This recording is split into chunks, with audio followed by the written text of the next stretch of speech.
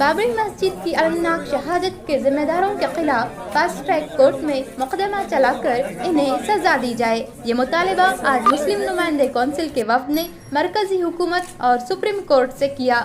بابری مسجد تاریخی مقدمے کے فیصلے کے بعد آج بابری مسجد کی المناک شہادت کی 27ویں برسی کے موقع پر مسلم نمائندے کونسل کے وفد نے ڈویژنل کمشنر سے ملاقات کی اور حکومت و انتظامیہ کے روبرو مسلمانوں کے جذبات و احساسات پیش کیے۔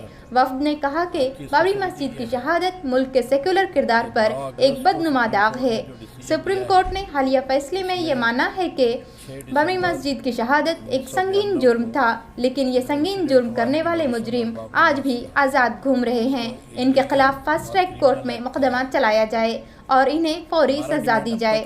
اس وفد میں کونسل کے صدر ضیاء الدین صدیقی، اویس احمد، ڈاکٹر غفار قادری، سلیم صدیقی، منتجب الدین، عارف حسینی، رادھا کشن پنڈت اور کامران خان کے علاوہ کثیر تعداد میں عوامی نمائندے اور علماء کرام موجود تھے۔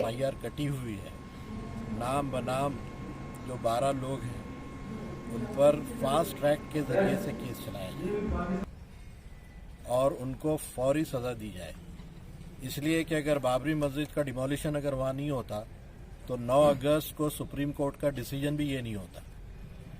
تو اس لیے کہ سپریم کورٹ یہ نہیں کہتا کہ یہ جو اسٹرکچر کو ڈیمولش کیا جائے اگر وہ اسٹرکچر باقی رکھتا، اس لیے یہ کانسپریسی بھی ہے اور کرمنل ایکٹ بھی ہے۔ اس لیے ہمارا ڈیمانڈ یہ ہے کہ فاسٹ ٹریک کے اوپر اس کو چلایا جائے اور فوری سزا دی جائے۔ یہ ہم نے ڈیمانڈ کنوینر کے تھرو پریزیڈنٹ اور پرائم منسٹر کو بھیجا ہے۔